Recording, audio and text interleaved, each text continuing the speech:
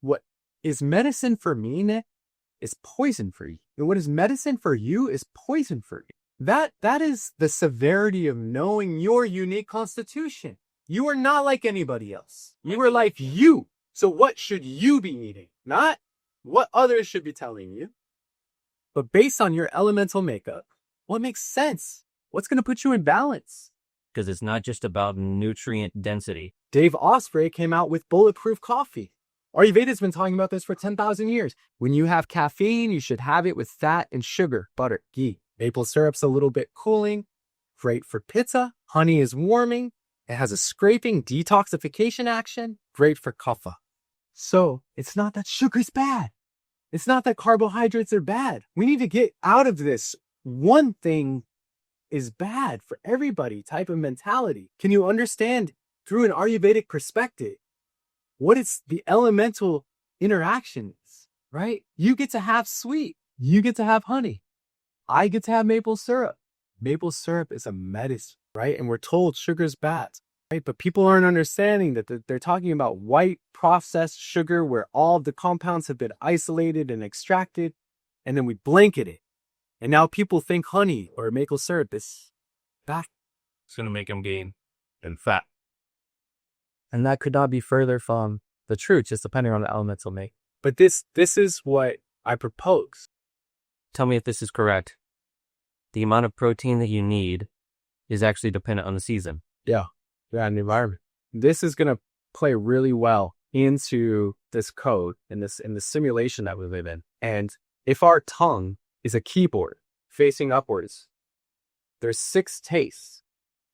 And what Ayurveda says is that it's not so much the food itself, but rather the taste creating a biochemical reaction in the body. So when you're talking about wanting to tonify, welcome back to the human game. And let's be honest, the state of health, so to speak, is in an absolute frenzy. People chasing macros like their life depends on it. All these fitness influencers trying to fit everybody into a one-size-fits-all routine to sell their program.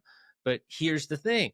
There's an older way, a way that actually takes into account that, hey, we're not all built the same. Enter Ayurveda. It's this ancient system that's been around for thousands of years, aka way before all these Instagram influencers. And it looks at health through a different lens. Basically, it helps you to figure out your unique design, how your body, your mind, your energy, so to speak, are all shaped by the 5 elements: earth, water, air, and ether. Avatar: The Last Airbender type shit. And yeah, ether! We're getting mystical today. And the cool part, what's healthy for one person could mess someone else up completely, because we're not all clones. I mean, there might be clones, but not us. Modern wellness kind of forgets that part. And so today I'm joined by my legendary friend Jacob Keir from Elemental Medicines, and we linked up on the lush island of Kauai. Think jungle vibes, bruh. Not just artificial gym type shit. And we get into how to figure out your elemental blueprint, aka why your friend can eat spicy food every day and you can't, or how imbalance actually shows up in your body and mind, and why when you sync with nature, it's way better than trying to force a morning routine. You know, it's a fun one, and it might just shift the way you think about health in your life. And take in consideration the elements that make up everything, and how those elements internally are affecting the way that your body is, and how to work with those elements so that your body's fucking dial, baby!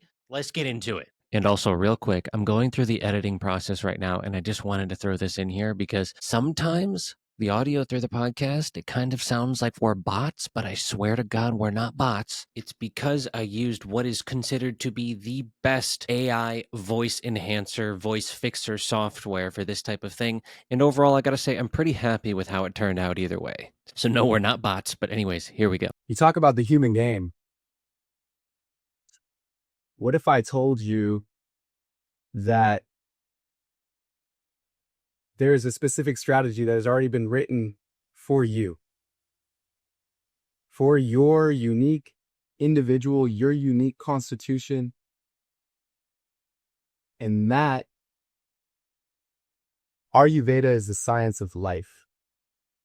All right, it's a science of knowledge. It's a science of knowing.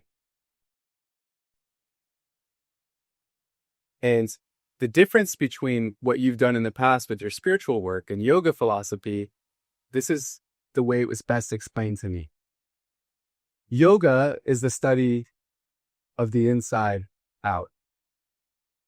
Ayurveda is the study of the outside in. Ayurveda is the study of the environment that we're in. Ayurveda is the study of epigenetics. It is the disposition of the unique constitution of the individual, and Ayurveda was written in Sanskrit, Nick. So we're gonna drop a few Sanskrit words, and even if someone doesn't comprehend what that means, this language is so sacred that even the vibration of this language can plant seeds for what we're going to talk about. And so there's a couple terms that I'm going to use right now. And so when we talk about dosha, we're talking about the elemental blueprint. The moment of your conception, then, the moment that you were conceived, you had a special elemental makeup. And in Ayurveda, it is believed that if I were to break down the world components in the easiest terms, that I would find 5 elements. We have space, air, fire, earth, and water. And if those elements make up the world around us, they also make up the world within us. I think that's the biggest disconnect. Okay? So, how health, according to Ayurveda, is how aligned or how imbalanced you are with the elemental makeup inside of you, your internal environment, in balance with the external environment, in accordance with those elements. When we talk about your dosha, we talk about your elemental makeup. Everybody is unique. Everybody is special. Everybody is unlike any other individual. And Ayurveda is putting a game plan together in regards to diet, lifestyle, and sleep. Those are the foundations. And the reason that those are the foundations, because when you're talking about the study of life, the ancient sages, and just so we're clear where this information comes from,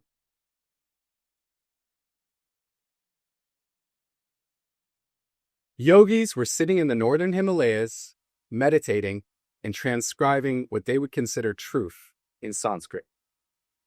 All right? So this information has been written down for at least 5,000 years. But really what we're saying is that this information is pulled from the Akashic records or space, the Akash, that this information is truth. And truth is embedded in this game that we play, and that truth was pulled into these texts called the Vedas. So you could say, even from like a Carl Jung perspective, that this would be the collective unconscious.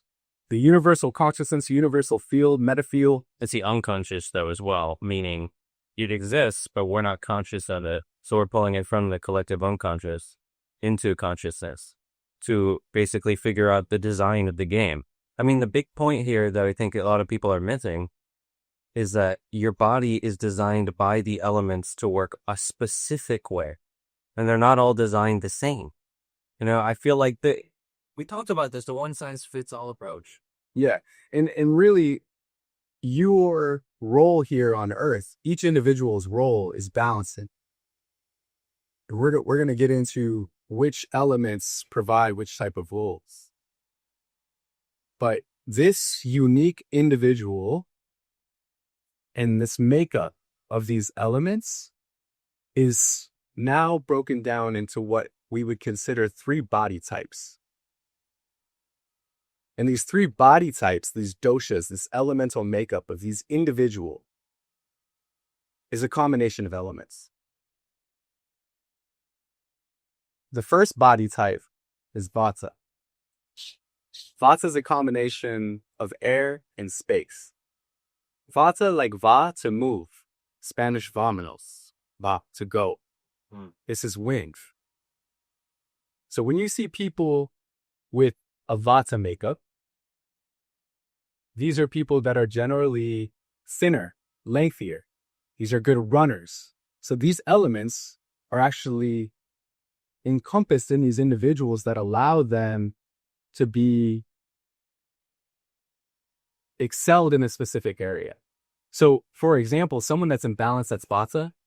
Now, this is space, this is air, so these are your vocalists. These are your poets.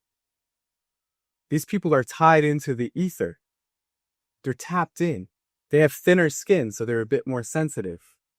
Perhaps when it comes to memory, they're quick learners, but then they forget, right? These are people that may be out of balance. They're drinking a lot of coffee. They're talking a lot. They're moving really fast, right? And the key for Vata is consistency. When you talk about wind can either be just the right amount of breeze, it's consistent, or it can be really stuffy or too windy. So with Vata people, that elemental makeup, that's what we're looking for, is consistency. So that might show up with a routine, right? With this particular dosha, you might want to wake up at the same time, eat at the same time, have lunch at the same time, sleep at the same time. And these elements that we talk about not only make up the world around us, but also make up the system. For example, these elements are different during different times of day. Different time of year. Different time of year. So we have seasons. So are we aware? Are we in touch? Are we eating seasonal food? Is there a reason that in fall, all of these spices come forward? Cinnamon and clove and nutmeg, right? Warming spices before the winter comes. So if air, and this is what we're really going to get into, is that there's this idea of gunas, and gunas just means attributes, right? So with a Vata person, what is the attribute of air? If I go up higher in air, it gets colder, it gets drier, right? What is the attribute of space? It's dry. So a Vata imbalanced person, they're already prone to dry and cold. So to balance that, you are going to introduce the elements that are going to counteract that, which is going to be earth and water. So let's move to the next two doshas, and then we'll tie it all together. All right. So the next body type, the next dosha is Pitta. And Pitta is fire and water combination. All right. These are your motivational speakers. They're very mentally sharp, right? But when out of balance, these are the individuals that are extremist. Yeah. They're your hardcore Republicans, your hardcore Democrat, or your hardcore anything. Yeah. Yeah. Fundamentalists. The hardcore fundamentalists. It's extreme, just like fire is extreme. It can be really, really hot. Or if the fire goes out and you have no fire, it's staggy. So the key for Pitta dosha, the key for Pitta element is moderation. They say moderation is the key, especially for Pitta, right? These are the ones that want the hardest drugs. These are the ones that want the hardest alcohols. These are the ones that want the sharpest, most intense.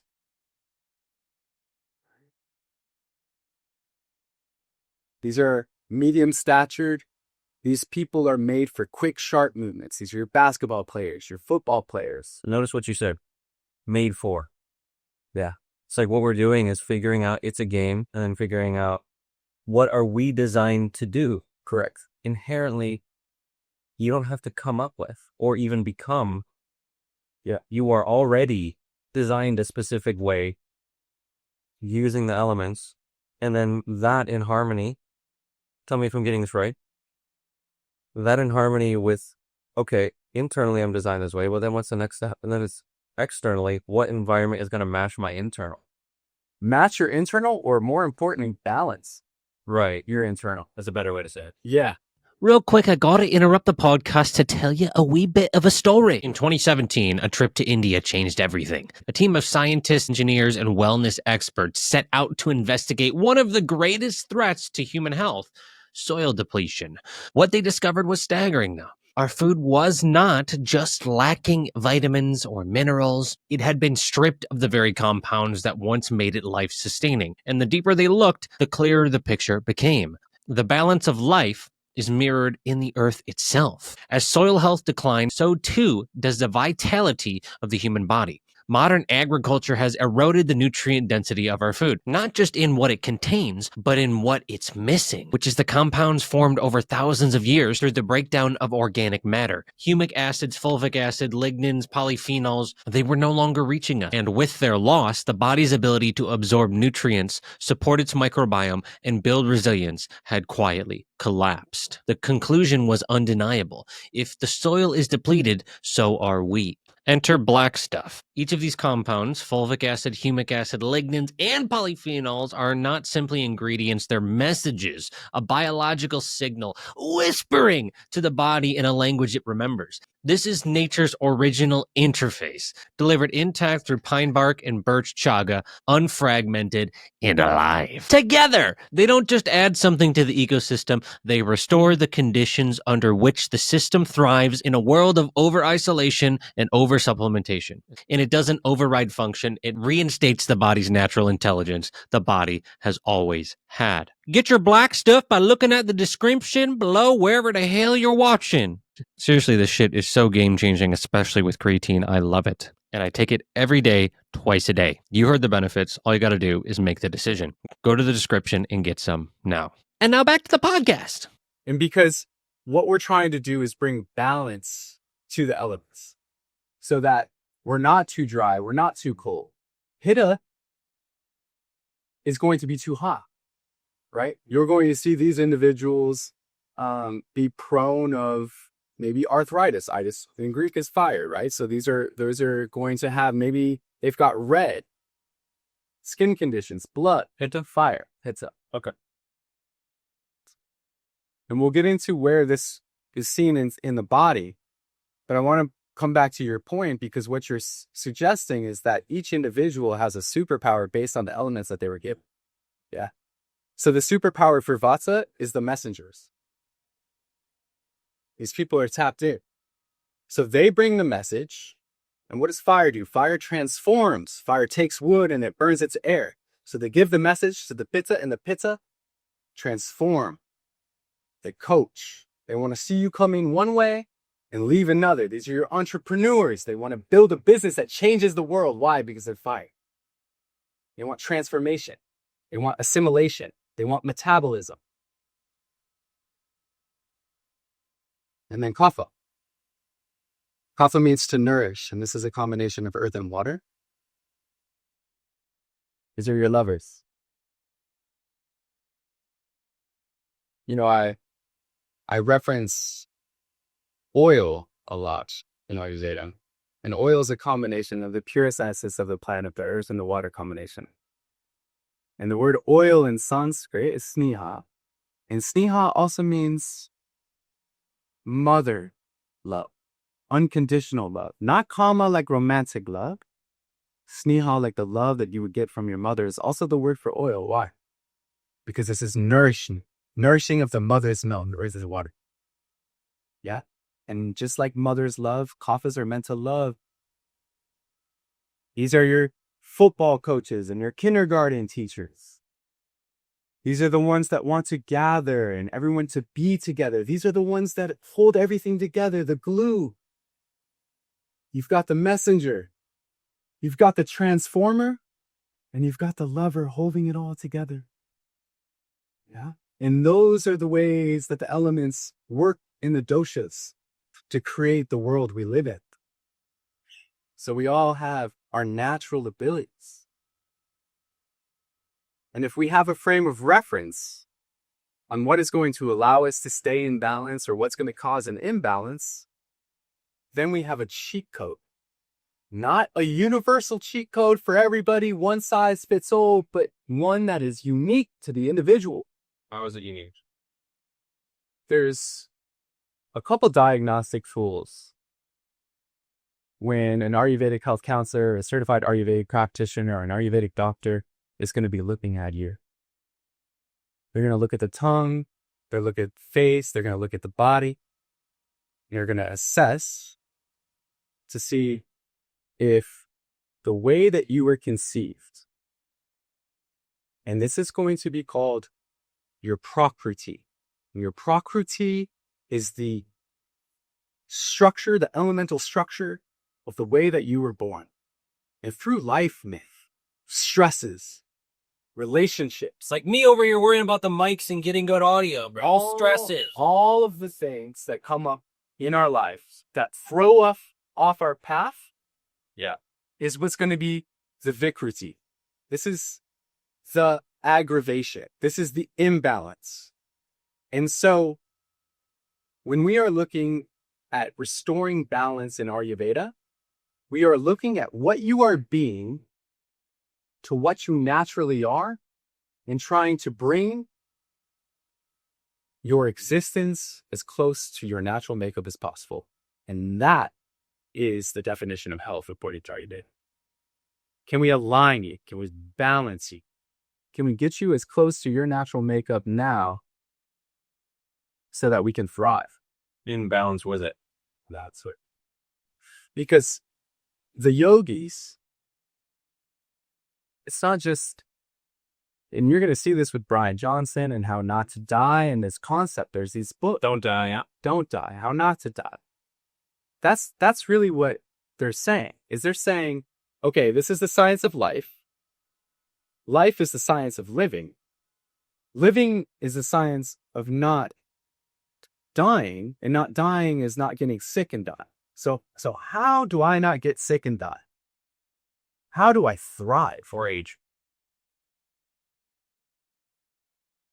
So what if I were to say, and I think that this is where I stand different from a lot of your guests, is I'm going to propose something. I'm going to say, is it possible that there were sages more advanced than us? Is it possible that there were societies more advanced than us? Is it possible that they've been debating this for 10,000 years and your strategy is already written and you don't have to figure it out because these yogis have already figured it out for you?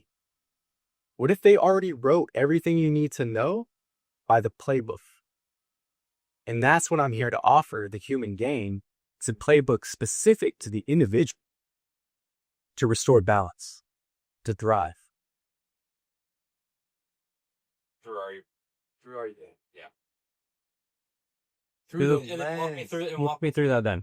Yeah. Well, one more time, just to really, really hit home. Okay, so then Yeah. then to balance through what the means. Zoga the means. So the way the balance of the means is, this is what you I think you've mentioned about me that you appreciate, and it's the lens of Ayurveda. So for me, when we talk about attributes, right? Is water wet or dry?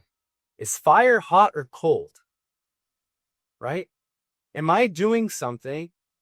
Right? Once I understand my dosha, you could take dosha quizzes. I think we get a quiz for your followers and your listeners. I'm sure people, the Yeah. fam is already like, okay, what's mine? Yeah. What's I my know dosha? I was listening. Yeah. That would be Start with, you guys got to know your dosha. Like that, if we're in 2025 and we don't know our dosha, Ayurvedically, like start there. Start to inquire what dosha am I? And there's a lot of dosha quizzes out there, but that's a great place to start. And then let's say, for example, I'm going to speak for myself. Yeah. I'm Pitta dosha with a Vata imbalance. And you want to treat the imbalance. So things that would help me, right? I've got a flight later today. Flight of Vata. Travel, Vata. Air, higher, Vata. So flying, traveling is one of the most Vata initiating things you can do. So what am I going to do to counteract that? I'm going to apply coconut oil before I go on the flight. I'm going to do nausea in the nasal passages. Yeah. I can biohack my experience to ensure balance before entering an environment. That's the cheat code. The original biohack. The original biohack. An elemental biohack.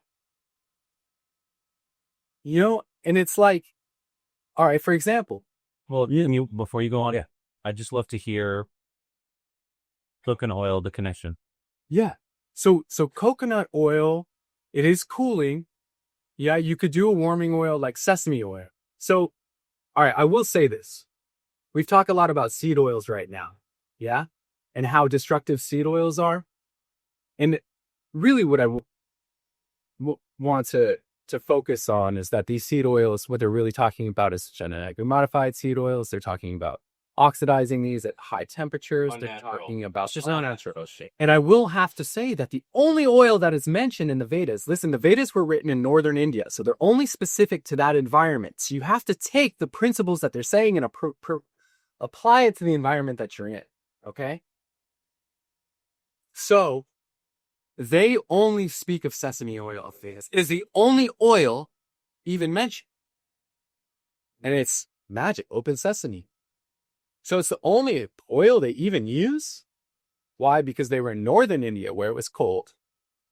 In southern India, you would apply the fundamentals of Ayurveda and you use coconut oil to cool. But really the oil is grounding. Remember, it's earth and water. So if I'm going to go on a flight and I'm introducing air and movement,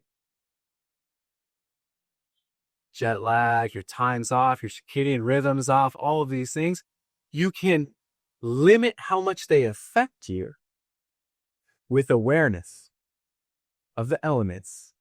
And then in this particular example, applying oil to grounds before I'm doing something that's airy.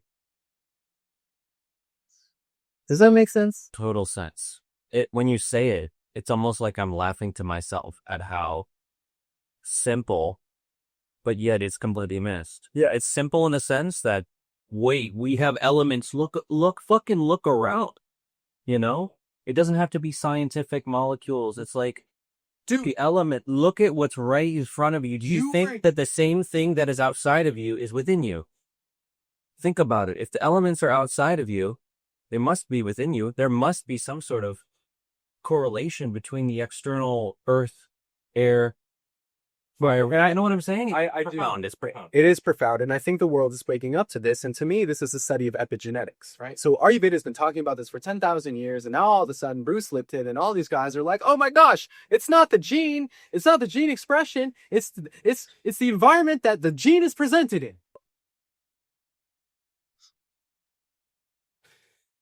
And there's Ayurveda. That's Ayurveda. That's the environment. So Ayurveda is the study of epigenetics. Ayurveda is the study of the gene and the environment that it's presented to. The elements that you are presenting it to. Yeah. And that's, to me, now gives you a way to move through life. Am I doing something that is going to put me in balance? Let's do the ultimate strategy. And this isn't, I think we talk about it like a lot of philosophy and we talk a lot about religion, but what if you had a game plan on the material level? What if you had a game plan so that you could have the optimal performance in the body through diet, lifestyle, and sleep? I think that's what most people are trying to do. I don't know about most. As someone who is 125 pounds heavier than I am now, and a lot of people are in that place. You're just eating for comfort, you're distracting yourself, self-sabotaging. But I think that deep inherently in our souls, that's the goal. We all want to thrive, yeah? I think deep down, I think on a psychological level, people can be so lost in the shadow that they just want to survive. Yeah. It's not even about thriving at that moment. It's just like, can I make it another day? I've been there. And this is what we kind of talked about the other day, and it's like, it's almost like a switch. It's almost like you are living and you are thriving, or you are going further and further away from that.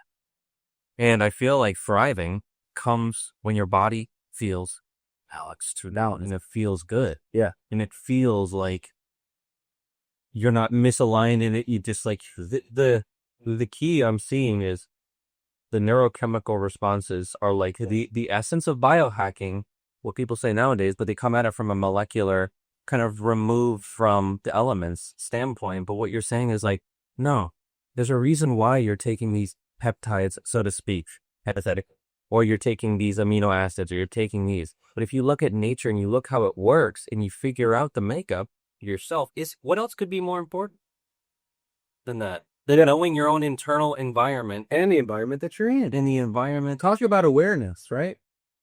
And then when we haven't even fucking got to astrology, the Vedic astrology. Yeah, we will. we're gonna tie all of this in because that's incredible. The Vedic astrology is blowing my mind. Yeah. And before we get into that, I just want to We don't got to get into it. want to harp on this diet, this concept of diet, lifestyle, and sleep. Because I see we tend to live in a society that adopts something for everyone, right? Carnivore, vegan, I literally just met somebody that did that to me. right? So Carnivore's the best. We're everybody. what if I told you that I had a diet already written for your specific dosha of foods to favor and foods to avoid? Yeah. Foods to increase and foods to decrease.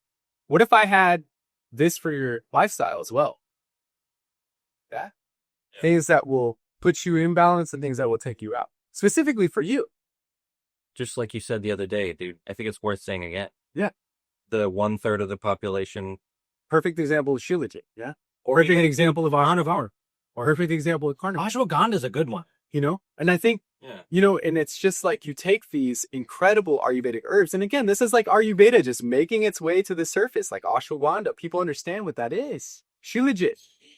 These are powerful Ayurvedic medicines, dude. And those are just 2 of them. There are 10 more juggernauts that are going to make their way. Yeah. But We're even vegan and carnivore. I feel like that's a really good example. yeah, so what Ayurveda is saying is that what is medicine for me, Nick, is poison for you. And what is medicine for you is poison for you. That is the severity of knowing your unique constitution. You are not like anybody else. You are like you. So what should you be eating?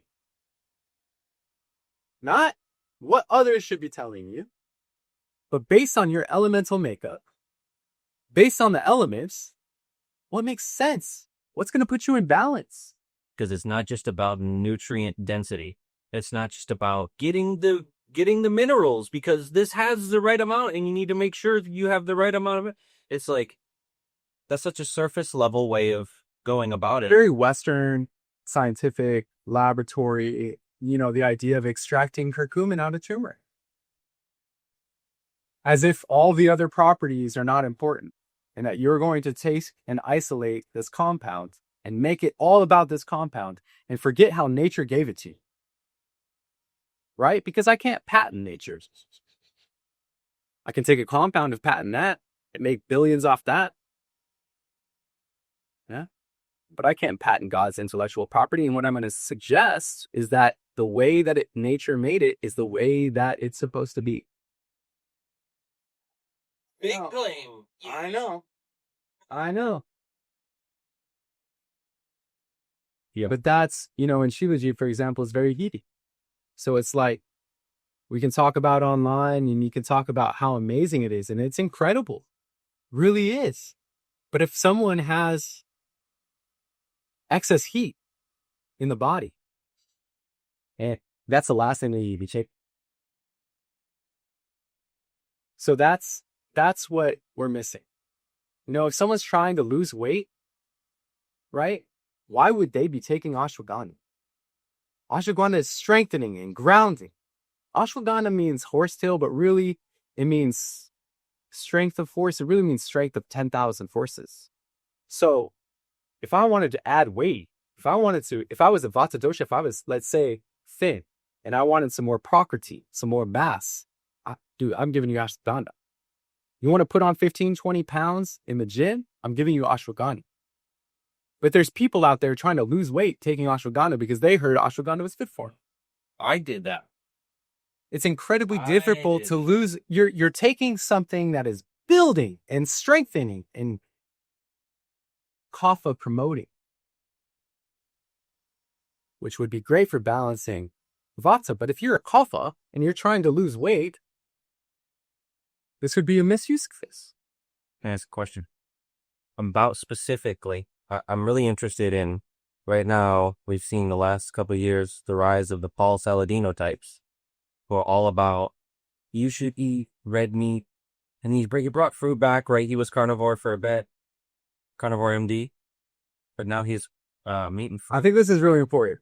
And I want to acknowledge this because Ayurveda uses animal products as medicine. And that needs to be very, very well understood. The reason that most of the time Ayurvedic practitioners will advise on lessening meat in the diet is because most people have slow digestion. And this is the concept of Agni. Agni is digestive fire. So it's not like that it's bad. It's just meat is very complex and it takes a long time to digest. That's it. It takes a lot of energy and it takes a lot of time. And we live in a culture that, bro, you're waking up, you probably just had some coffee and maybe a cookie. You're making breakfast. You had a snack at 10 o'clock. Probably had a heavy meal at 12. Maybe eating again at 2 and probably 5 or 6. So when you're having that many meals a day, how is it possible that you're going to digesting and processing meat? And the best way that it was explained to me, dude, it's like starting the washing machine. When you eat something, there's a digestive process that could take 2, 3, 4, 5 hours. It could take a lot longer if your digestion is super slow.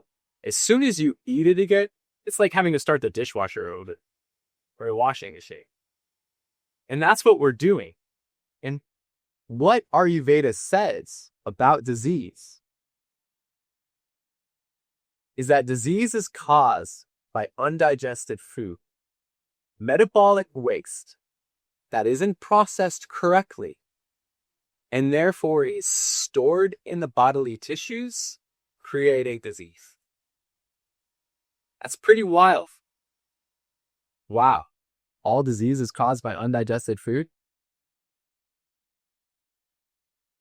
Undigested emotions? Makes perfect sense. So with meat then, Yeah. I think that there is an agenda to get people off of meats to control food that I'm aware of. I see like a rise of homesteading, see a rise of natural living. And I think that what I'm curious about is specifically the idea of the makeup of, like, for example, a Paul Saladino red meat. Would that be fire? Would that be earth? And would it be better for certain elemental types? And before you answer, I'm going to check the camera, make sure we're still going, because I can't see it because it's so. Okay, we're good. Because it's so sunny, I can't see. Oh, That's really good, man. And let's talk about the attributes. Okay, this is really important. This is what I want to look at. Talk about red meat. What animal are we talking about when we talk about red? We're talking about cow. Okay. Based on the elements. Okay. If I had a cow, would that be more of an air animal or more of a ground animal? Definitely ground. Okay. Definitely ground. So I would say that this animal then would be composed more of earth and water. Yeah. So perhaps this animal would be very beneficial for balancing someone with a Vata imbalance. And specifically Ayurveda is more about like bone broths if you're going to cook like that and utilizing animals in that way versus eating the actual like flesh. Yeah. But there's other ways to get those types of nutrients. Yeah. Whereas, so like from an Ayurvedic perspective, maybe someone that is Kapha, like I have a brother, he's trying to lose weight and he keeps talking about carnivore.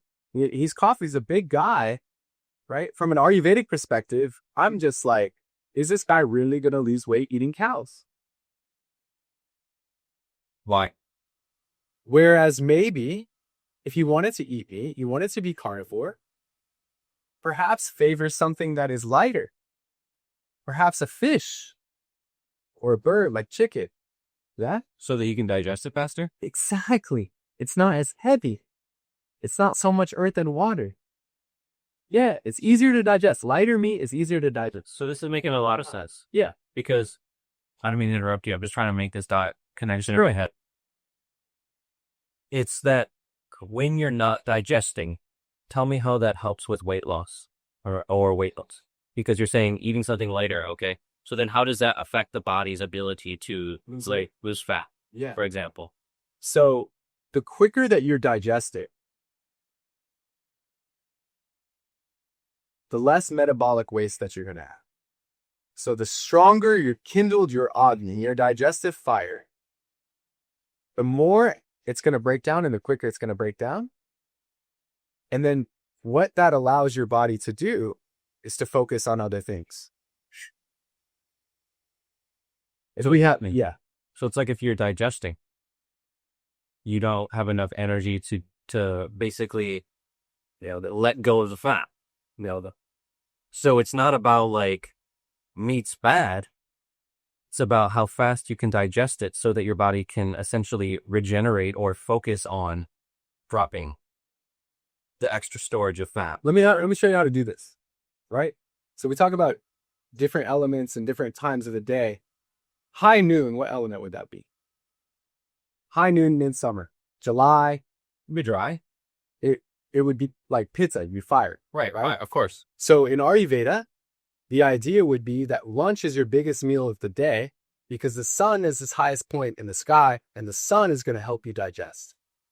It's fire. Your stomach is producing the most amount of hydrochloric acid at this time as well.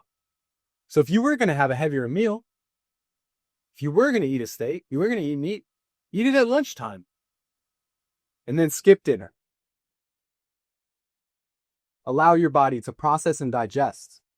And just like you've got the sun at its peak at noon, just on the right side of that, your liver.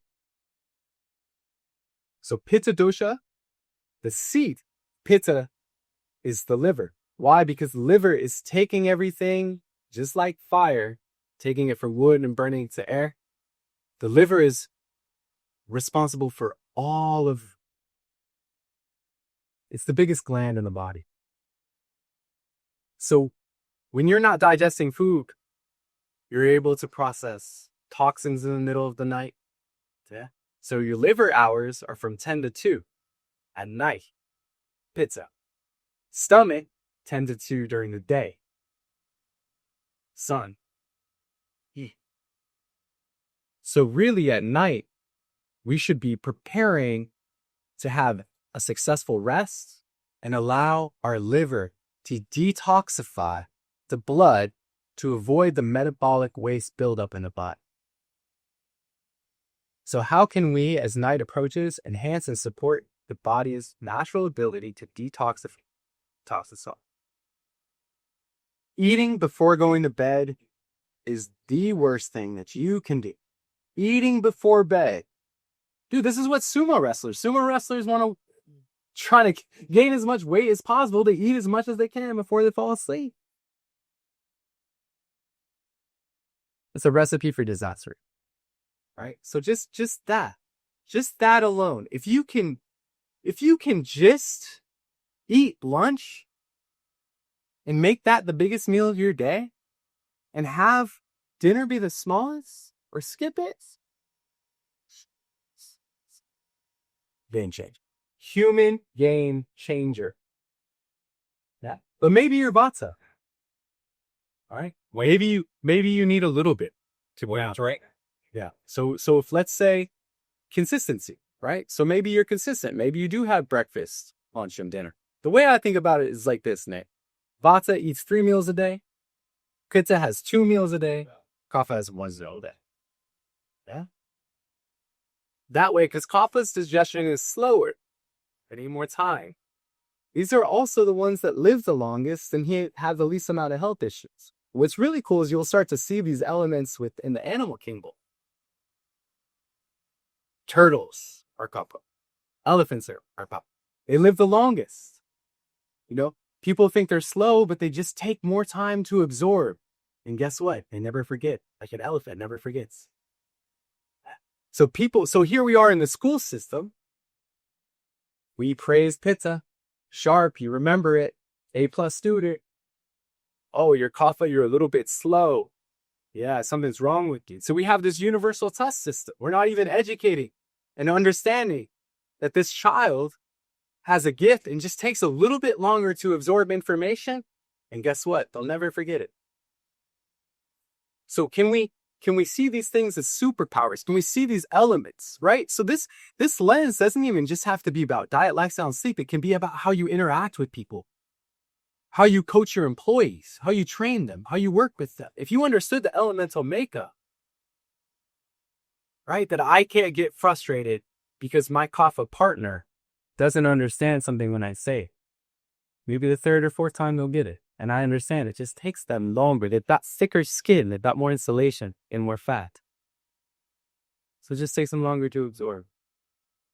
Do you know how much that's helped me with my Pitta and my sharpness? And, oh, why don't you get this? And the agitation by just understanding that that's their elemental makeup and this is mine.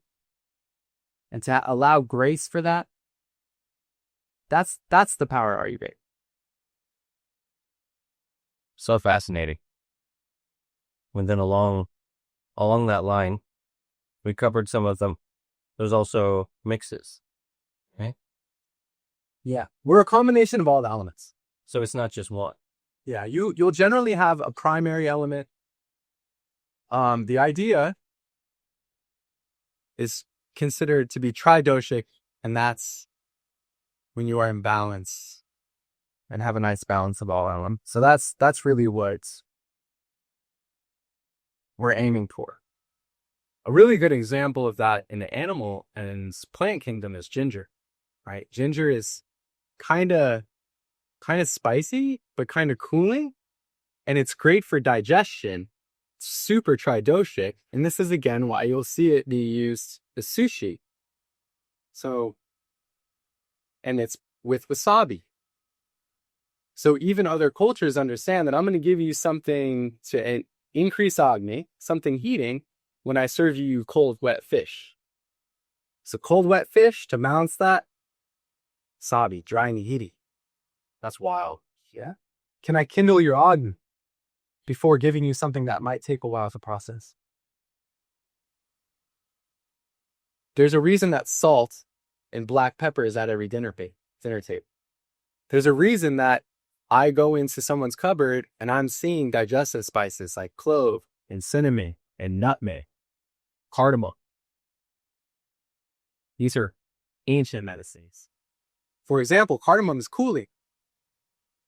The Turkish add cardamom to their coffee. Why? Because coffee is acidic. It's hot. So to balance that, I can add cardamom. Dave Osprey came out with bulletproof coffee. Ayurveda's been talking about this for 10,000 years. When you have caffeine, you should have it with fat and sugar. Butter. Ghee. Maple syrup's a little bit cooling. Great for Pitta. Honey is warming. It has a scraping detoxification action. Great for Kapha and Vata. So it's not that sugar's bad. It's not that carbohydrates are bad. We need to get out of this one thing is bad for everybody type of mentality. Can you understand through an Ayurvedic perspective what is the elemental interactions? Right? You get to have sweet. You get to have honey.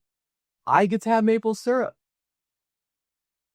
Maple syrup is a medicine, right? And we're told sugar's bad, right? But people aren't understanding that they're talking about white processed sugar where all of the compounds have been isolated and extracted, and then we blanket it. And now people think honey or maple syrup is bad. It's going to make them gain in fat. And that could not be further from the truth, just depending on the elemental make. But this is what I propose, you know? What is good for you could be not good for someone else. Yeah? What is your elemental pickup? What is your blueprint? Talk about the study of self-realization. What a powerful tool for the game. Yeah. Yeah. And so then Kapha. Mm-hmm. I don't know if we covered Kapha, but from my understanding, I'm Pitta Kapha. Yeah, I would say like Kapha Pitta. I always, Because listen, I I always mess that up. well, it's okay. Kapha Pit. And the reason is because I think your natural makeup is Kapha. Nick, you had mentioned that at one time you were 125 pounds heavier than now. Yeah. Tell me about your journey very quickly. I know you spoke about it. Well, what were some changes that you made that allowed you to lose that kind of weight? That's tremendous accomplishment. Fasting. And really timing my foods and not eating. Wow. Like, that was huge. So I would eat and then I would walk. So at that time, well, part of the journey, I was working at an Amish restaurant. This is a long time ago now, but I was waiting tables. And at first I started dishwashing. So I would then eat, do all of that, and then go walk at like a 24-hour fitness. And so, Yeah. the eating earlier in the day really made a difference. Yeah. Yeah, So for sure. And not eating so much processed stuff, more natural things. And I think there's just levels to it, because something else I was thinking about while you were talking was the Paul Saladino carnivore types can still say, I lost a bunch of weight doing this. But it's like there's levels to it. You can lose a bunch of weight on carnivore even if your Ayurvedic makeup is different than what carnivore would be good for, because you're cutting out the fucking Taco Bell. You're cutting out the ultra processed, and you're going to more of a natural. So that's a step. And it's going to help you, but is that peak performance? correct. Is that peak balance? Or are you getting closer to balance? And maybe it works, but see, I think then it's like, well, this worked for me, but will it work for you long term? And that's why we see people like Paul Saladino go from carnivore to carnivore and fruit. There was more of a balance, but I don't know what his makeup is. Yeah. But I think that's also a part of this equation. It's like, it can still work for you to eat out of balance because it's better than what you were doing. But there's even a higher level than that. And that's what we're Yeah, eating clean is the first step. Yeah. And then eating Ayurvedically is the next level. And you're asking about Kapha, and I'm happy because I never told you what the key to balancing Kapha is. We talked about the key to balancing Vata is consistency, right? Consistent wind, nice gentle breeze all the time. We talked about the key for Pitta's moderation, right? Not too extreme, just the middle path. Kapha, the key for Kapha is movement. You talk about your walks. See, this is an imbalanced Kapha person is stuck. These are couch potatoes, your potato couch. Yeah. They like ice cream. It's cold. It's wet. I know people like this. Yeah. Especially in the winter. Yeah. Especially in the winter. So this is the thing, how out of balance are we if we're in northern Michigan and it's January and we are eating ice cream from the freezer in it? Like that versus a pizza person in Mexico in July at high noon, like that ice cream is going to be the best thing they could possibly get. So it's depending on the environment. It can either be the best thing you can do for the situation, or it could do the worst. Yeah, I've noticed. I come from Michigan. I came from Michigan to Kauai. And I noticed since I've been here, I just want juices. Yeah. We've been having mostly juice. Like, I didn't even eat a meal yesterday. I had some Ulu chips and some juice, and I was good. Yeah. And I wasn't hungry. I didn't feel like I need to eat. There was a part of my mind that was like, I need more protein. So I noticed that. I wonder how that fits in. Yeah. What's your perspective on that? Like, this is such a protein. Yeah, this is great. We'll get rid of protein, but what you're getting at right here is like the environment that you're in and what you're craving. And if we were here in Hawaii, we would be looking at a lot of fresh fish and we'd be looking at a lot of fruits. All right. So fruit is the easiest thing to digest because it's been pre-digested by the sun. Yeah. And then we're going to get into one thing that I always tend to skip in Ayurveda, which is kind of important, is this idea of sattva, rajas, and tamas. Yeah. And really there's specific types of foods that are very sattvic.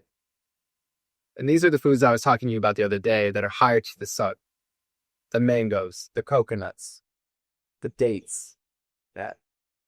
So what I'm going to suggest and what Ayurveda suggests is that the earth will provide the food and the medicine in the location that is it at the time. So a perfect example of this is in the spring. You have all the citrus. What is citrus doing? It's breaking things down. Well, what is it breaking down? It's breaking the winter, the stagnant, the frozen tundra. Gets lemon, it gets grapefruit, it gets oranges to break these things down. Because it's acidic.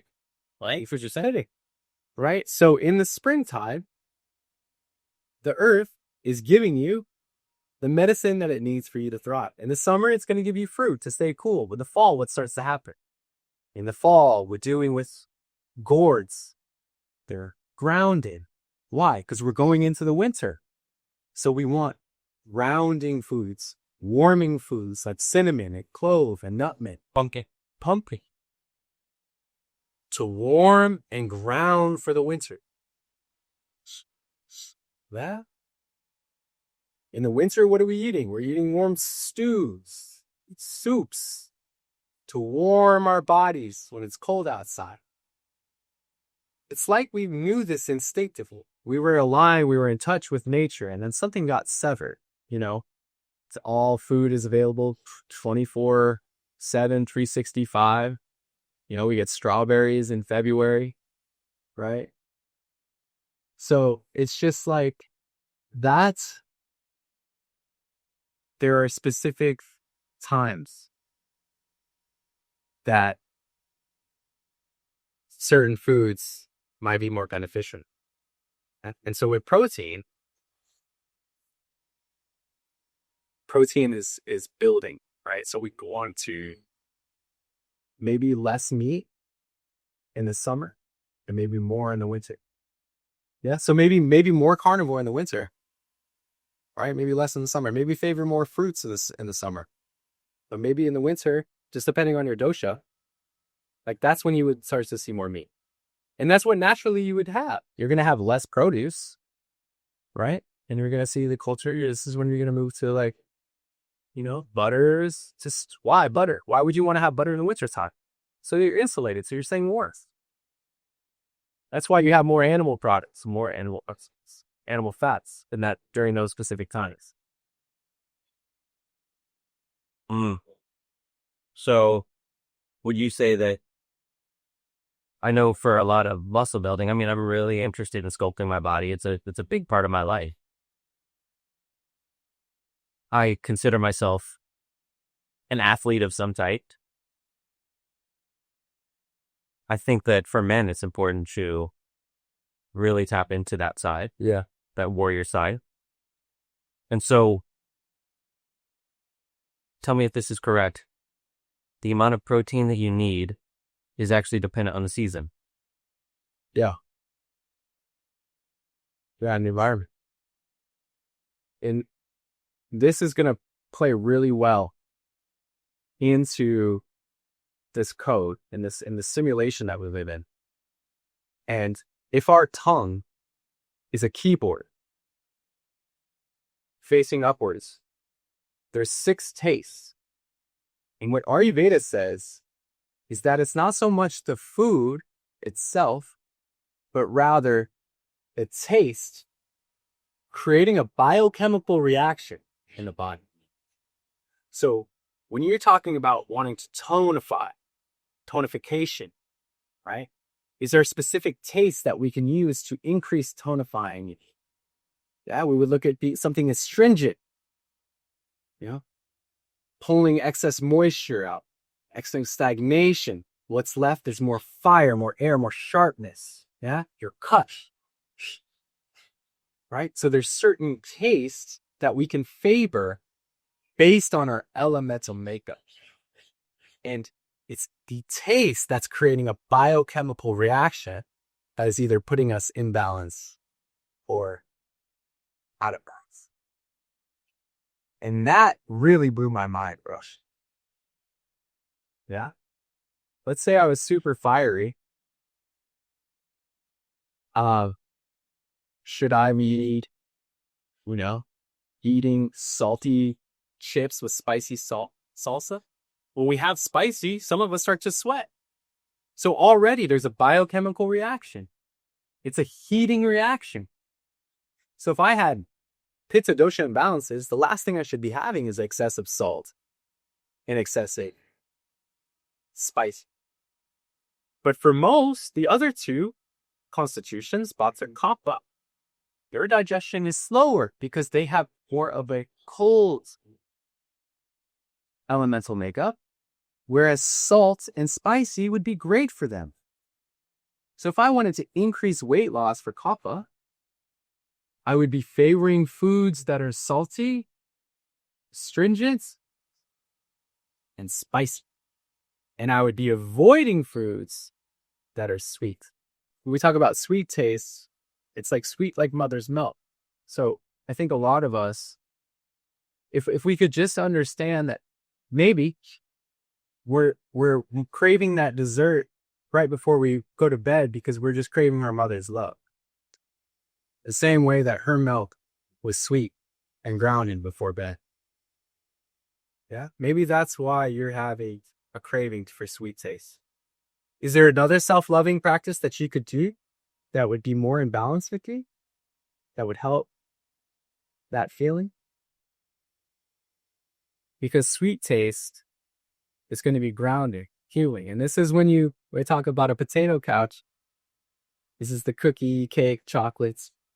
The comfort of the mother, the comfort of the sweet taste. And some of us need that. And others, perhaps, and you were 125 pounds heavier, that would have been the worst thing you could have done. And what did you do? You did the opposite. You fasted. Fast as air. You allowed your time, your digestion was slow, and now you allowed it to catch up. What were you doing? You were walking, so you had steady movement. Again, kefir buffers.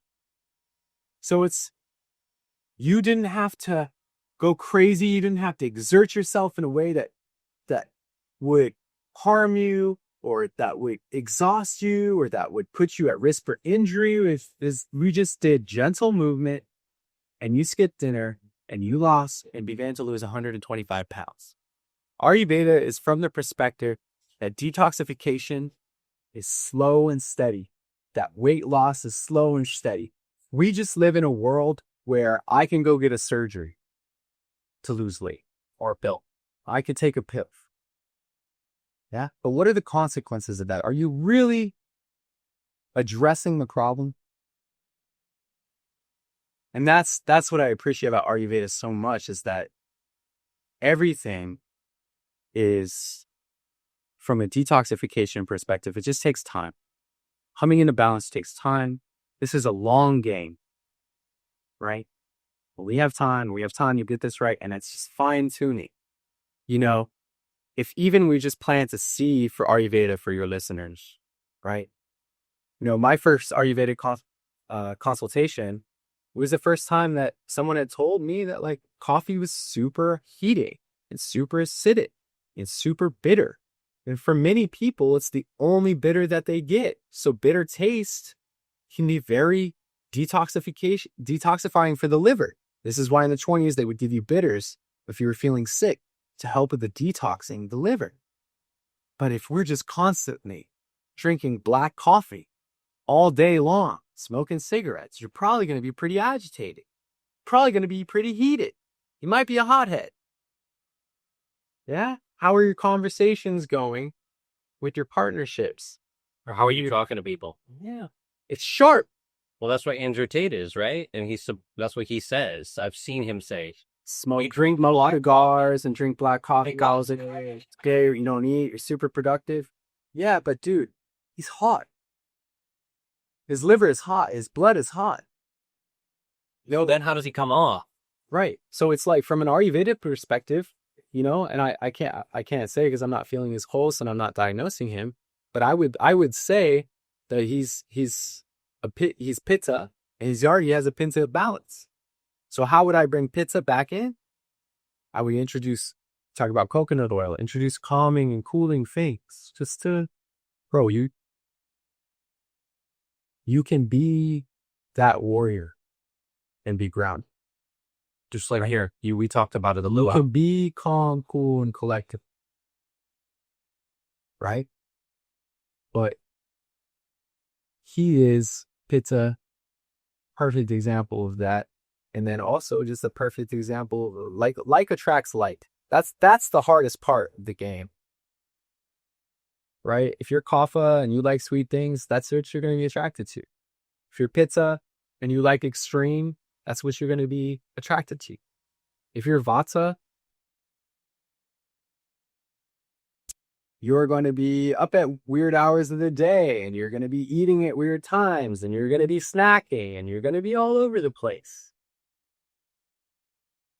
Could you go through that again? Naming Pitta Vata as the element? Because I'm sure there's going to be people that are like, I don't remember what Pitta or Vata or Kapha. Yeah, so Vata is a combination of air and ether. Mm-hmm. You know, their gift is being tapped in. And you'll notice it generally is related to their strength. For example, air is related to the ears, is related to sound. So these are your vocalists. Mm-hmm. These are your poets, your musicians. These are DJs. These are your sound techs. You know, oftentimes they're working with Eason. Yeah. Talk a lot. Talk fast. New York is a Vata city, the city that never sleeps. Vata tiles are from 2 p.m. to 6 p.m. You shouldn't be crashing. This is the time that you should be feeling creative. This is the time that you should be feeling artistic and painting and doing pottery. Yeah? You should feel like inspired because that's a time for inspiration. Whereas 6 to 10 that night, it's time to ground now. Great time to lift if you want to put on weight. Great time to eat if you want to ground down. Great time to fast if you don't want to gain weight. All right. And then again, so 6 to 10 is that Kapha, and then 10 to 2 a.m. And again, 2 to 6 a.m. is Vata. So this is the time where you are most tapped in to the ether. This is why monks wake up at 3 or 3:30 or 4 a.m. because this is when they're closest to God. This is also when nature produces the highest amount of DMT in plants and in humans. Because this is Vata, this is air, this is ether time. So it's like the element itself has its own time. Correct. And so that's true cyclical living right there. All right. So how important is it that, we are not up at these hours, right? Maybe towards the end of Vata, like 4, 5, 6, sure. But, if we're waking up at 2 or 3, it could be an indication that there's a Vata imbalance. For example, Vata in the body is in the kidneys and in the colon. So fear is also in the kidneys. So if someone was waking up at that area, I would be looking at that area in the body. If someone was waking up in between like 10 and 2, maybe around 12 or 1, I'd be looking at the liver because this is the liver time. So based on your diet, lifestyle, and sleep, an Ayurvedic practitioner could make an assessment on where the imbalance is. And then provide a protocol to help balance that. So something to really help sleep, nutmeg with milk before bed. It's an incredible sedative. In fact, in high concentrations, it's psychedelic, right? But in trace amounts, it's incredible medicine with milk, ground it. Yeah? Milk before bed with a little bit of nutmeg, you're going to sleep incredible. Oils on the sole of your feet or the crown of your head to help ground you. Maybe to help cool you or warm you. Abhyanga. Yeah. Depending on where you are. Depending on where you are and what you're dealing with. So there's these little tricks that can help you sleep, right? Get, and then we understand now, like get the Wi-Fi away, get the phone out of the room. Why? Because that's ether. It's energies that are disrupting your sleep. Yeah. So be very mindful of the frequency that is, my mom used to sleep with the TV on all the time. So did my dad. Yeah. So did my dad. Screen time after dark. We understand now that the sun, right, is going to help you wake up. And when it goes down, that's a good indication of when to go to bed. But if we're looking at our screen and they use blue light, not red light, really interesting. And that stimulates. That's the sun. And it kind of gets your circadian rhythm off. That's why, dude, I wear blue light blockers so much at night. I mean, I played so many video games that my eyes are absolutely trashed. I mean, at one point I was playing 12, 15 hours a day. And so I'm at that point, and I've noticed such a huge difference in my own sleep, even with that. And as you're talking, it's interesting. I'm thinking of, I got a name for this particular podcast. And I feel like a good way to sum it up would be like the lost science of organic biohacking with Ayurveda. That's what I feel like we're talking about. It is lost, but we're bringing it back. It's kind of hidden. It's hidden. However you want to say it. I mean, whether it's intentional or not, we can let everybody else come to their own conclusions. This podcast isn't about making those type of unprovable things, but I think that it's clear that there's something here. It's making a big comeback. And I think what yoga was 20, 25 years ago, Ayurveda will be 20 years from now. I think it'll be practiced in some way, shape, or form by the entire world because it's truth. This is a science of truth. It's a Sanatan Dharma, right? The eternal truth that already exists. And so it'll be rediscovered. It can't get fully lost if it's eternally true. Meaning, even if it was lost, it's still happening. And we'll just discover it in a different way. And I think biohacking is getting at this. And to go back even to a second for the homestead, the rise of natural living. I think this is the next evolution of that. Yes, homesteading. Yes, growing your own food. But what food for your environment? What food for your external? I think people are understanding that, but what they're not getting, what I fucking love about Ayurveda is they're not getting the internal environment has an elemental makeup that is different and unique for different people. So even your partner, can have a different elemental makeup. So they might be eating a certain way. And I feel I've been in relationships where I felt pressure to eat a certain way because they do. But think about how much of a difference this can make. It's individualized medicine. Balance. For each unique constitution, their expression of the individual. And that's what we're missing. We live in a one-size-fits-all society. And we've taken the individual out of the equation. Fucked up a little bit. You didn't see that? You're good, man. My butane lighter isn't lighting. It's a nice lighter. I like this lighter. Yeah.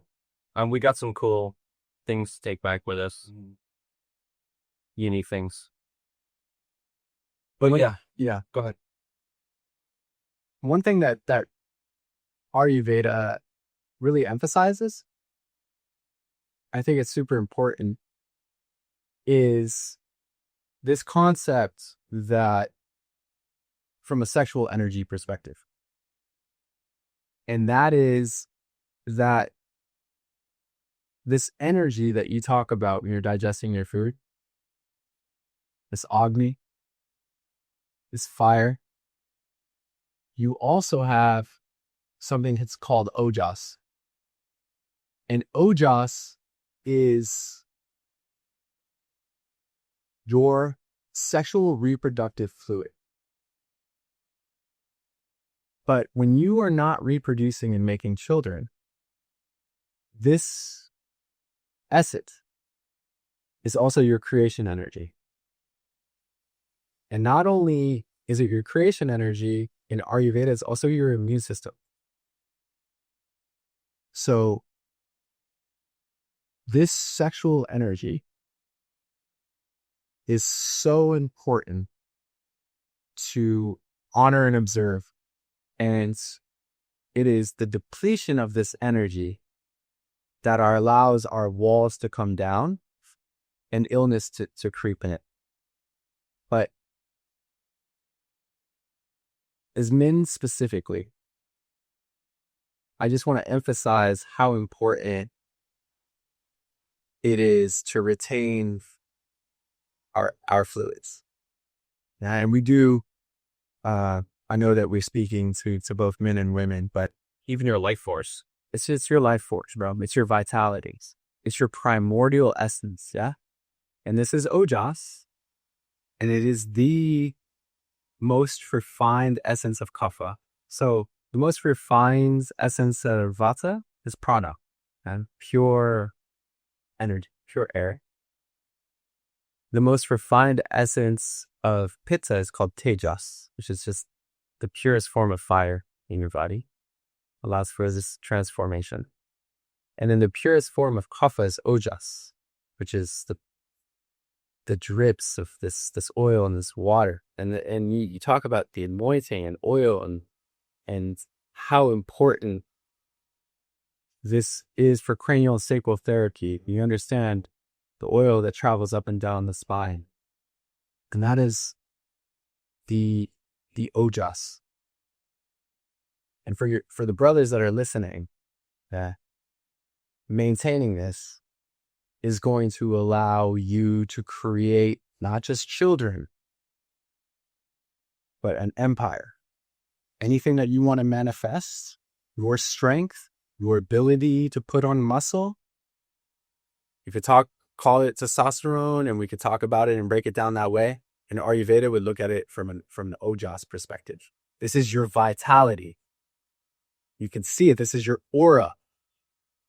And it's your sexual reproductive fluid or your creation energy. And that's a super important component of Ayurveda. And I think we abuse that in our society. I think that there is a direct effort to extract that power specifically from men, but for all of us in society through sexual energy. Yeah, You got it. Yeah. If you have less life force, that's it. So with the right diet, the right lifestyle, and the right sleep, in a true observance of what they call brahmacharya, and Brahma means nature, Acharya means wheel, and this got translated into an extreme way of saying this would be like be abstinent. Yeah? But really, they're not trying to say be abstinent and don't have sex. What they're trying to say is be mindful of your natural creation sexual energy, because not only can it create children, it can create your reality, and it's also your immune system. And I just practicing retention can really enable the body to heal. how are you doing with the heat? I know it's a little hot out here. Oh, I'm doing great. You doing good? Yeah, I like it hot. Pitta, and you'll notice like Pitta, like, so, you were in the hot tub yesterday in your Kapha Pitta, and you don't like hot water, right? That's a Kapha thing. Kapha's not gonna want hot water. Cool water, cold water. Yeah, I love it. I like the heat. So, but that's because like attracts like. Heat. I got some coconut oil on to help balance that. Yeah, I noticed when I'm in Sedona, Yeah. or I lived in Phoenix for a while, over a year, and eventually it really started to. I liked it, but then it just felt super dry. Yeah. And I do like the North for that reason, because it feels more in balance with me.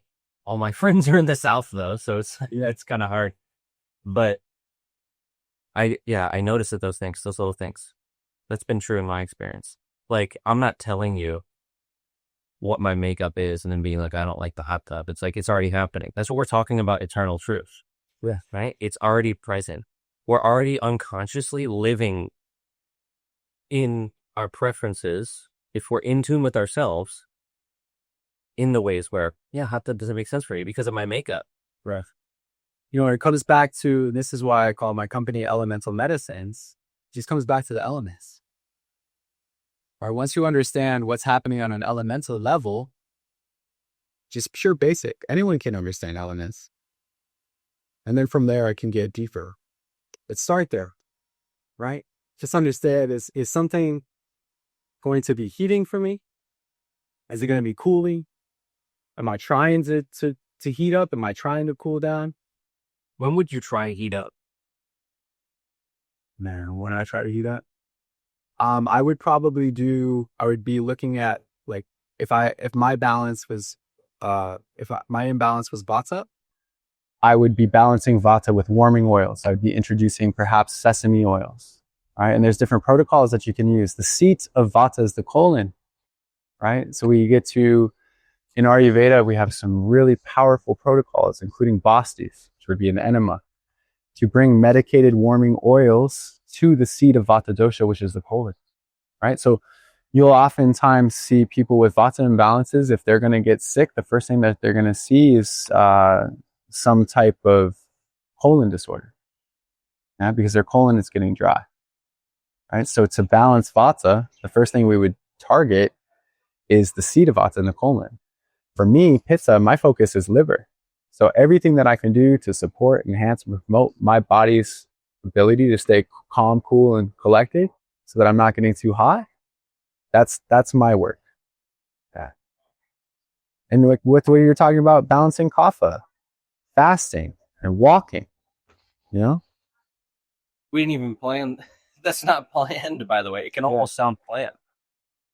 It's like, no, you've never asked me that question. Right. That was just my natural response. Well, and it worked. And what you're saying is that upon your personal experience, according to Ayurveda, that worked for you. Right? Fasting worked for you. And that's, as if I was your Ayurvedic health counselor, that's exactly what I would have told you to do. You're like, Nick, if you want to lose weight, I think we should skip dinner. I think we should eat once a day. Favor warm meals. Favor digestive spices to kindle Agni. Now, would that warm meal change if I was in Kauai? Only if you had achieved your goal, right? So if you had, so right now, you're Kapha Pitta, but really I'm not so much focused on your Kapha because your Kapha is balanced. Like, look at where you are. You want to do some toning and tonification. So that's where we would focus. So you can change. You can always alter.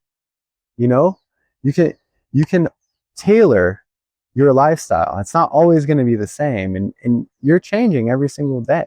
And that's another thing. It's like what you are now is different than what you before. So we can always make little tweaks. Yeah, maybe the heat maybe you're a little bit heated today. So maybe we could, even though you're Kapha dosha primarily, maybe the imbalance is heat. We always want to treat the vikruti, which is the imbalance.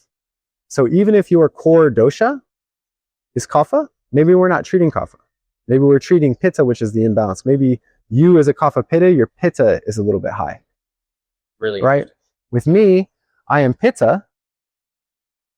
Yeah? But I have kind of some Vata imbalances and kind of some Pitta imbalances. So for example, I could, in this particular environment, I would probably favor coconut as more of a cooling oil.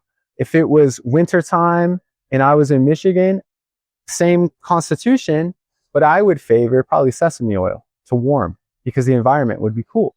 Yeah. Same person, different environment. Same person, different choice based on the environment that I present myself to, bro. That's medicine.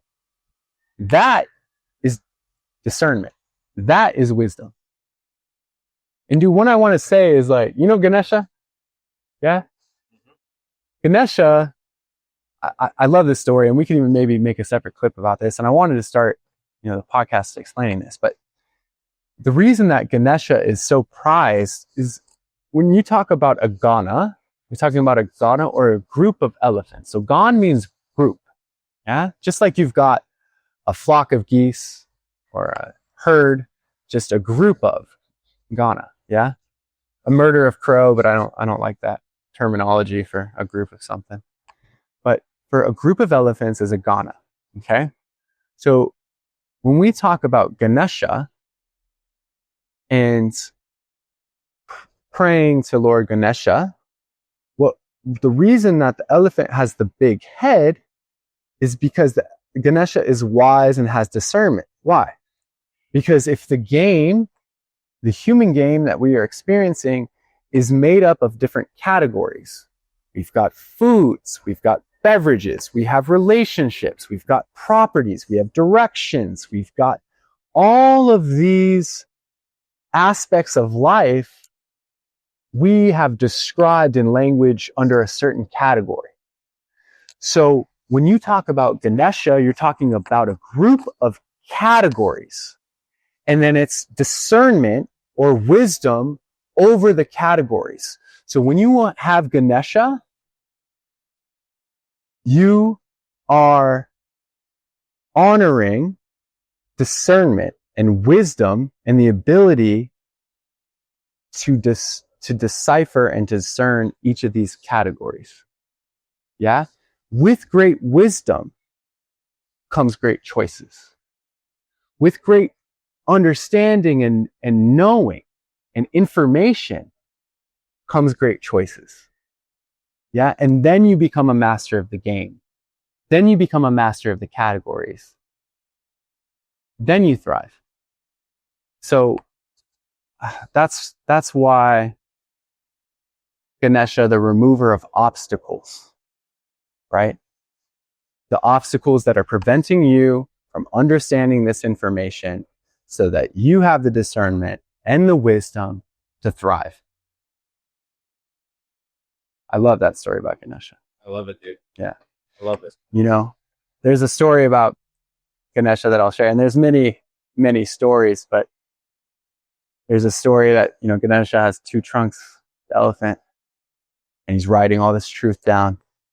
And one day his pen broke, and he couldn't write anymore. And without even question, he just ripped off his trunk, dipped it in the ink, and kept writing.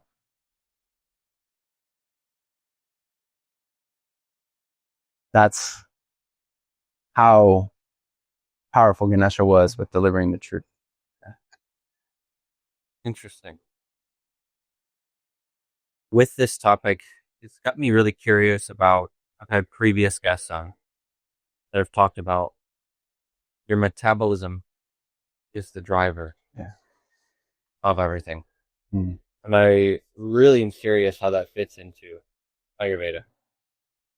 It is, and this is the idea of Agni. When Agni is low, when fire is low, not only do you have digestive fire in your stomach, Agni in the stomach, but you have Agni in the liver, you have liver Agni. What is the ability that your stomach can break down food, assimilate, metabolize, digest? What is the ability for your liver to do the same? And then you also have cellular metabolism. Now, what happens, according to Ayurveda, when we have low Agni, is that this undigested waste matter, which we would call ama, makes its way to the cells and is stored there until the body can detox it properly. Now, these toxins could cause heat, they could cause congestion, but the key to health is to have strong digestive fire, strong Agni, so that the body is processing the metabolic waste, the ama, and eliminating it. Yeah? The process of elimination. So that is the key. Metabolism, the ability to digest. And what you'll find is Ayurveda has been talking about for the past long time. Thousands of years, to say the least, is the connection between your ability to digest food and your ability to digest information. Stomach and the brain. right? And now it's like, oh, they're connected. Wow. Your ability to digest food is directly related. Your ability to process on a digestive level of your food is the same as your ability to process on a mental level. Right? When you have good digestion, you're sharp. When your digestion's off, things are cloudy. Is that a bunch of food? We eat a bunch of food and then you want to sleep. Yeah, and that's showing you that your digestion is slow and that you need to go sleep because your body needs to reserve the energy to digest. In a healthy body, after you eat, you should be feeling alive. You should be feeling nourished. You should be feeling like you are refueled.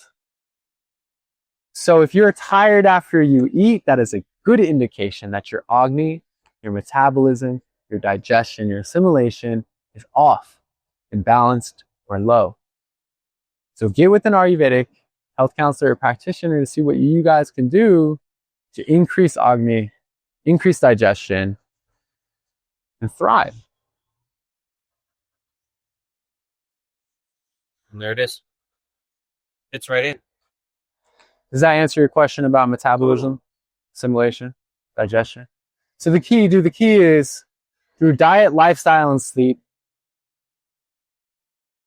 we achieve a state of balance that allows us to live as long as we can comfortably, without disease, without getting sick. You know, and we talk about this a lot, about this like what maybe a rock star mentality in the United States, where it's like, you know, sex, drugs, and rock and roll till I die. And people don't understand that you don't just die when you live a balance or a life that's not in balance, right? That slowly you become out of balance, you begin to suffer, then you finally get sick enough to die. You are either going to thrive and live to your maximum potential, or you're going to suffer and die. There's no middle. There's no just coasting. There's no just like, I'm going to live till 80 and it's going to be great and I'll do whatever I want. It's like, what we were talking about, cause and effect. You are either living or you are dying. And that is the message that I want to just reiterate, because it's take control of your life. Take control of your unique self and master yourself. And what you'll find is that these elements that make us are also our gifts, but it's also our biggest kryptonite. Brother, this has been one of my favorite podcasts. And the reason why is because I love a lot of the episodes that I do, but one of my favorite things to do is I love getting into the details.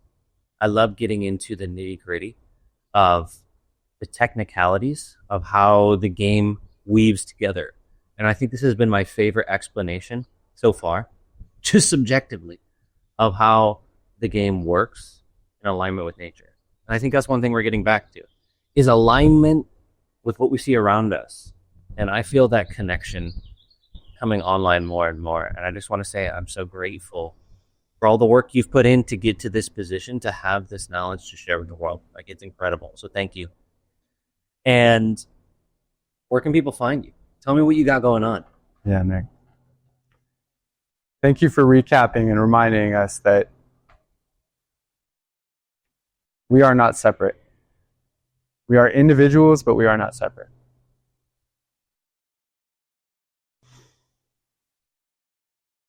Yes. Yeah, we are one, but we are unique. We are all special. Correct. And we are. I also just want to thank the beautiful spirits and souls that brought this information from India to the United States. You know, if you Googled Ayurveda Wikipedia, I would mention Dr. Lad, who started the Ayurvedic Institute and has done a tremendous amount of work. He has a documentary on Netflix called The Doctor from India.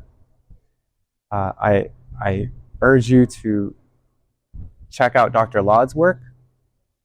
And Dr. Laud was a student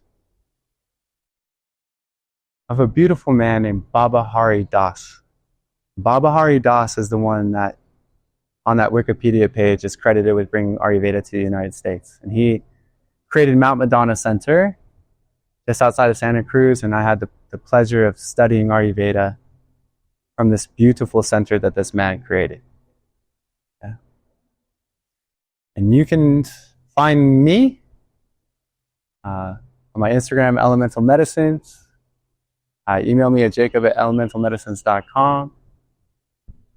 And I would love to speak with you about Ayurveda, help you find the right Ayurvedic health counselor or certified Ayurvedic practitioner or Ayurvedic doctor for you. I also offer one-on-one Ayurvedic health consultations if you feel called to work with me. I would love the opportunity to support you in achieving balance. And what really are we doing, Nick, when we talk about this game? When we talk about those three gunas that I mentioned that make up the Om symbol on your shirt, and that is the three principles of the universal law, and that's Sattvas, Rajas, and Tamas. And really, when we dial in our diet, lifestyle, and sleep, it allows us to exist at a high vibrational state that we would consider sattvic. So that is what we're moving towards. That is why Ayurveda is not just about living as long as you can with the least amount of health issues, but getting to a place where you are vibrating at a frequency at an extraordinarily high level. And I hope that Ayurveda allows whoever is listening to get closer to that. One step at a time. I know it's made a big impact on me. And I see so much value in this. And I encourage the fam to check out your links. I'll put all of your links in the description. All right, mate. Well, if you made it here to the end of the episode, you're the real fam. And I just wanted to let you know a little bit on my process of what's been happening here at the Human Game. So I've been prioritizing short form content for a while, but if you've been here with us on the podcast, you'll have noticed that I have not put out a podcast in a minute. And that's been because I've been doing a lot of the short form stuff, but I took a step back and I really thought about how I can make this overarching narrative of the Human Game the best that it could be. And so the decision that I made was I want to create an entire ecosystem. And so we have the Human Game Academy that I started, which I'm going to be continuing to up level, just like everything. We're doing that with the podcast here. And I'm going to be doing something that y'all have been requesting for a long time, which is you just want to hear me talk and do the philosophical discourses. So I'm going to be bringing those weekly along with my topic from my skit book. Okay. And so every week there's going to be podcasts. So from now on, it's June 2nd, 2025 when I'm recording this. From now on, each week, there's going to be a skit that is in alignment with the podcast. All right. And what I mean by that is I'll do that topic twice. I'm going to do it in skit format and I'm going to do it in the podcast format because I love both. There's a part of me that loves acting. And so I've written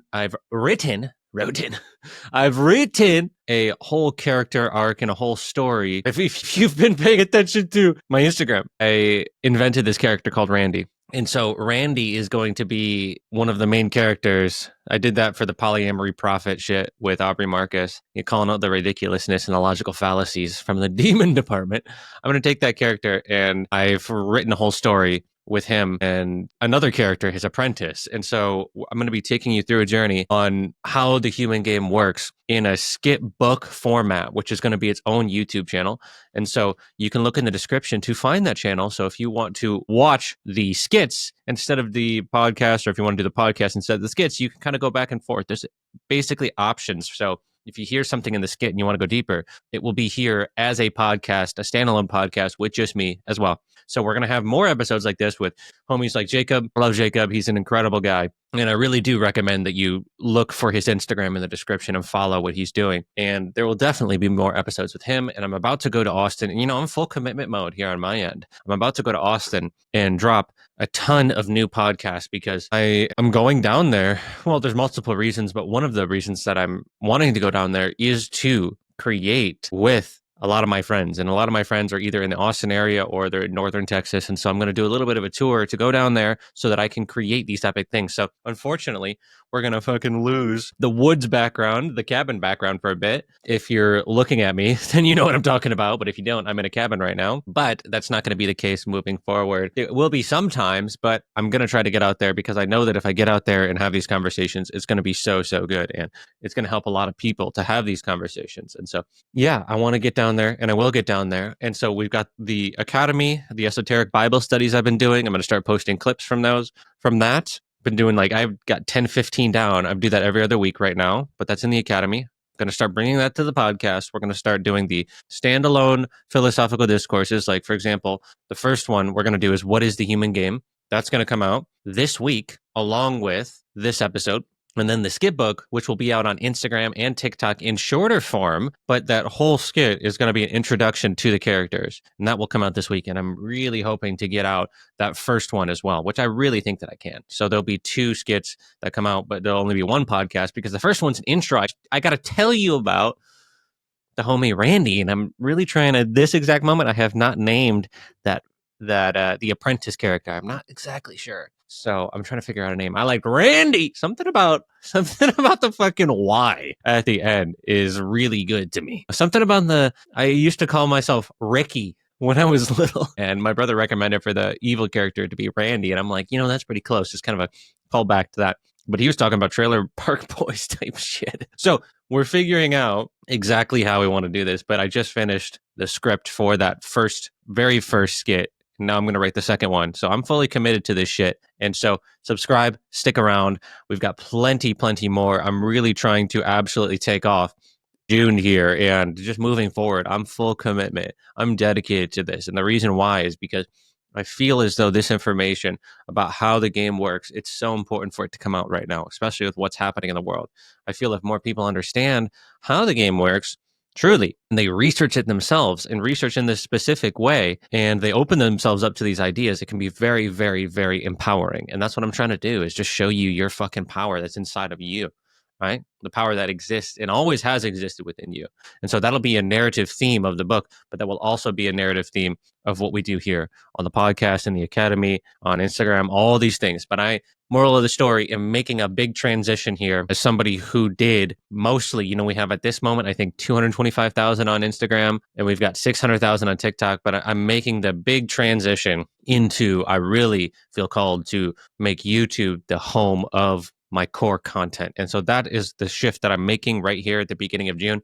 Let's see what happens. For documentary purposes, at the time of this episode coming out, I think we had 20,000 subs on YouTube, and I really have not been consistent. So I guarantee that when I am consistent, this shit will absolutely reach another level. And I feel as though I'm ready. The last couple of years, I've really taken the time to go within myself and to clear out my own bullshit instead of just fucking rushing, right? Trying to rush out of lack. It's like, no, I've been sitting back doing the inner work.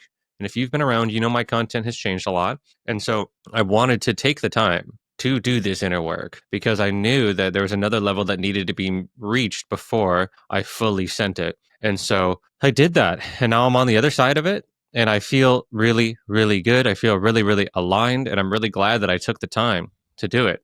Because now this is a whole fucking different version of me. I mean, even since the last time I was on the podcast, I am very, very, very different. And so there's a part of me that was like, do I keep all the old episodes or do I start something completely fresh? And I had that conversation with the great soul of Jarrett, if you know who that is. You're on YouTube and on Instagram, but he's a friend of mine that I met a couple months ago, and he's just an epic guy. And we were talking about how just go for it. Just go for it on YouTube in this way with the channel that you already have. And that probably is the better thing, because I feel like these other podcasts are valuable. It's a different version of me, but it's not a less than version. it's just one, it's kind of cool that you can go back and watch all these other podcasts that I've done and the ones that I will do, especially over this next year. And you can see like this narrative arc of me kind of growing up on social media. You get to fucking see, basically no beard Nick, or like very, very shallow beard, which is very weird. But you get to witness that, and I don't want to take that away from you. So I think we're going to keep this channel and just kind of run it from here. And so I'm very, very excited for the future, and I'm glad that you're here with me along for the fucking ride. And I do truly feel in the deep within my fucking soul, right, my fucking soul, that this is a time in my life where I am truly just getting started.